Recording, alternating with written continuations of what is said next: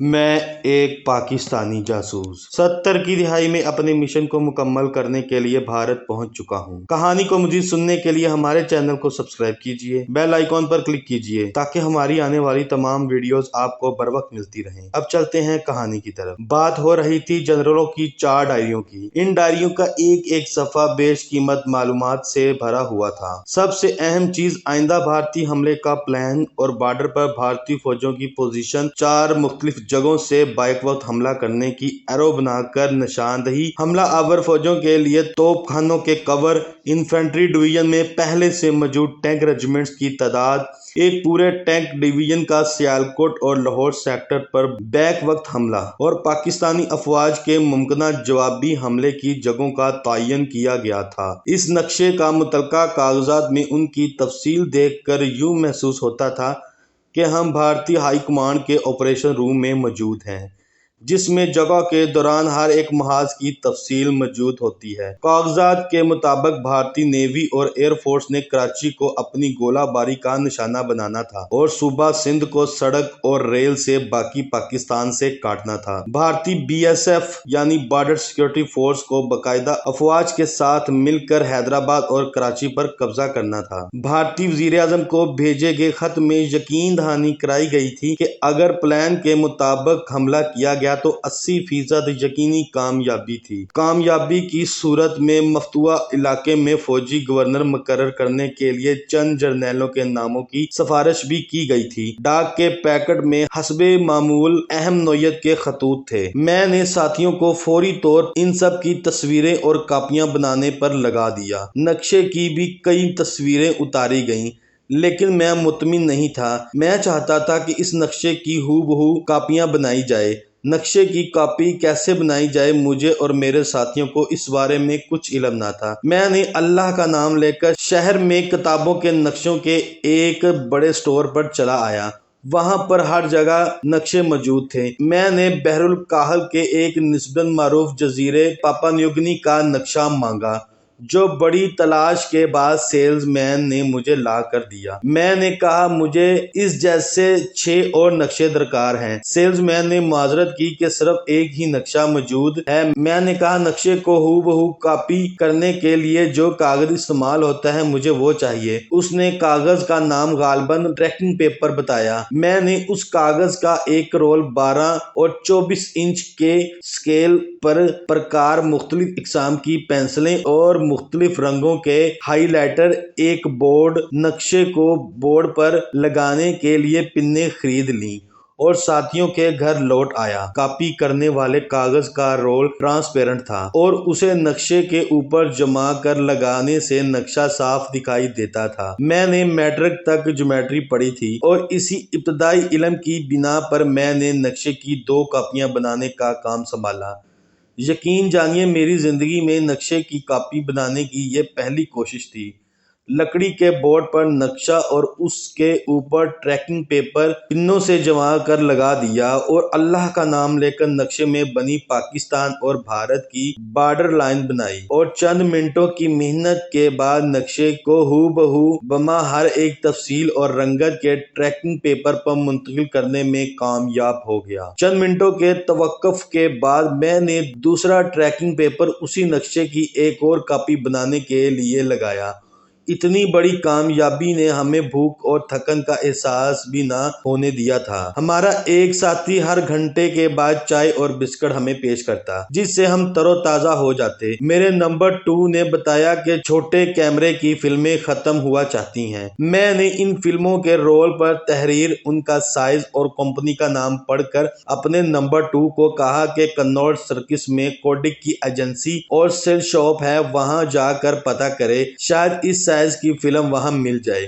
میں نے اسے کیمرے میں پڑنے والے سیل بھی لانے کا کہا۔ 1 گھنٹے کے اندر ہی میرا نمبر 2 خوش واپس لوٹا۔ اس نے سیل شاپ میں اس سائز کی موجود ساری کی ساری 32 فلمیں خرید لی تھیں اور کیمرے کے لیے بہت سے فالتو سیل بھی لے آیا۔ ہم اپنے کام میں جٹے ہوئے تھے، سلیٹوں سے دھڑا دھڑ کاپیاں بن رہی تھیں، کیمرے سے ہر صفحے کی 2 فوٹو بنائے جا رہے تھے اور میں نقشے کی دوسری کاپی بنانے میں مشغول تھا۔ رات آدھی سے زیادہ بیت چکی تھی جب ہم نے کام ختم کیا۔ اب ہمارے پاس ڈائریوں کے ہر صفحے کی 2 کاپیاں اور کیمرے سے اتارے گئے 2 عکس موجود تھے۔ تاراپور کی فائلوں کی بھی 2 کاپیاں اور 2 عکس موجود تھے۔ نقشے کی ہو بہو کاپیاں ٹریکنگ پیپر پر بن چکی تھیں۔ کام ختم ہوا تو ہمیں بھوک اور تھکن کا احساس ہوا۔ میرے ساتھیوں نے بتایا کہ گھنٹہ گھر کے قریب ایک درمیانے درجے کا ریسٹورینٹ رات بھر کھلا رہتا ہے۔ میں نے ایک ساتھی کو کھانا لانے اور دوسرے کو اسے کور دینے کے لیے بھیجا اور ان کے آنے سے پہلے ہم نے یشونت کو واپس کرنے والی فائلیں، نقشہ، متعلقہ کاغذات،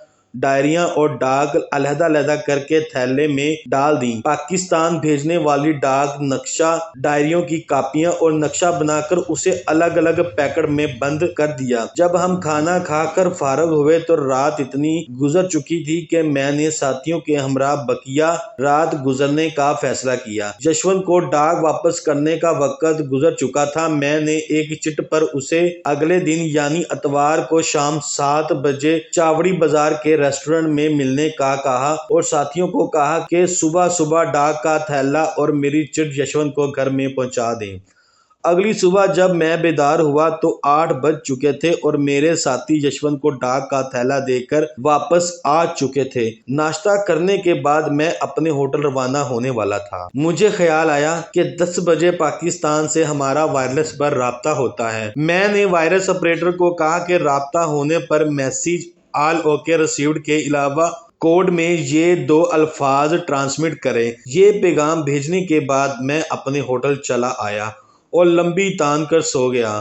شام کو مجھے یشونت کو ملنا اور اس کی آرزو کی تکمیل کے سلسلے میں اپنا کردار ادا کرنا تھا۔ شام کو میں نے ہوٹل کے لاکر سے پیسے نکالے اور 7 بجے چاوڑی بازار کے ریسٹورینٹ میں پہنچ گیا۔ یشونت میرے انتظار میں وہاں پہلے سے ہی بیٹھا ہوا تھا۔ آج اس کی حالت دیدنی تھی، اپنی آرزو کی تکمیل، اتنے قریب آنے کی خوشی، اور جو کام وہ کر بیٹھا تھا اس کا خوف بیک وقت اس کے چہرے پر عیاں ہو رہا تھا، اور وہ ان دونوں کیفیت پر قابو پانے کی کوشش میں اس نے بہت زیادہ چڑھا رکھی تھی۔ میں نے اسے اس کی کامیابی پر مبارکباد دی تو وہ کہنے لگا، صاحب جس روز جنرل صاحب چھٹی پر واپس آئے اسی روز اپنی ڈاک پڑھنے کے بعد مجھے ٹائپنگ کے لیے بلا لیا۔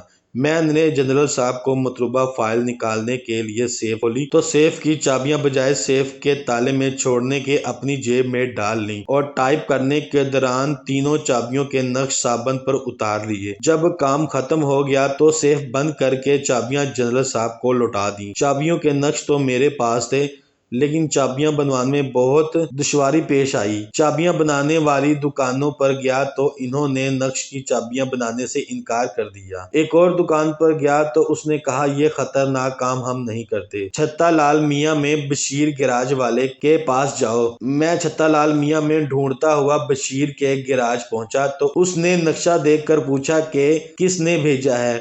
میں ڈرا تو بہت تھا، یوں ہی کہہ دیا، بڑے صاحب نے بھیجا ہے۔ بشیر کو جیسے کچھ یاد آ گیا، کہنے لگا، اچھا تو بڑے صاحب کو پھر کوئی سیف کھولنی ہے؟ میں نے سر ہلا کر اثبات میں جواب دیا تو بشیرہ مجھے گیراج کے پچھلے حصے میں لے گیا جہاں لینتھ مشین لگی ہوئی تھی۔ 2 گھنٹے میں اس نے تینوں چابیاں بنا کر مجھے دے دی اور کہا، بڑے صاحب کو کہنا کہ مال میں سے میرا حصہ نکال کر الگ رکھ دے، میں کسی کو بھیج کر منگوا لوں گا، خود یہاں آپ نہ آئیں، لوگ شک کرتے ہیں۔ میں حیران اور سراسیمہ تھا کہ جس بڑے صاحب کے مغالطے میں بشیرہ نے چابیاں بنا کر دی ہیں، جب انہیں پتہ چلے گا تو معلوم نہیں وہ میرے ساتھ کیا سلوک کریں۔ چابیاں لے کر میں بھاگم بھاگ اس علاقے سے نکلا اور فیصلہ کر لیا کہ آئندہ کبھی بھی چھتا لال میاں نہیں جاؤں گا۔ ہفتے کو کام کا آدھا دن ہوتا ہے۔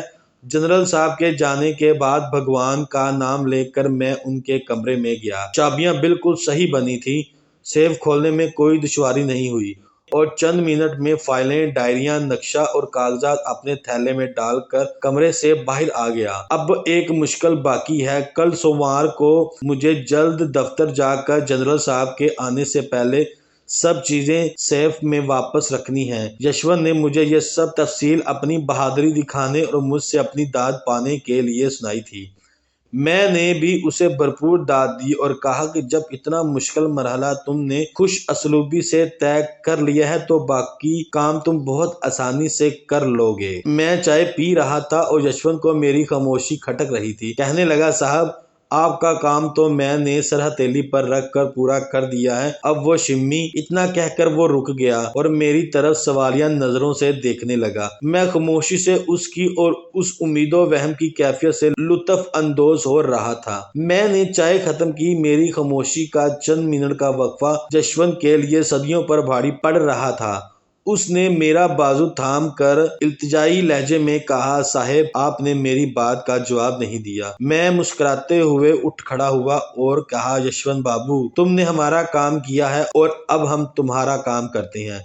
ये सुनकर यशवंत भी मेरे साथ ही खड़ा हो गया। रेस्टोरेंट का बिल अदा करके हम बाहर आ गए। मैंने उसे आगे आगे चलने का कहा और थोड़ी ही देर बाद मैं और यशवंत शिम्मी के बाला खाने पर पहुंच गए। हमने शिम्मी की माँ को पिछले कमरे में बुलाया। यशवंत जो शिम्मी की माँ के सामने पहले भीगी बिल्ली बना बैठा रहता था, आज उसके अंदाज ही कुछ और थे और वो बढ़ बढ़ कर बातें कर रहा था। काफी देर तक वहाँ मामला तय होते रहे।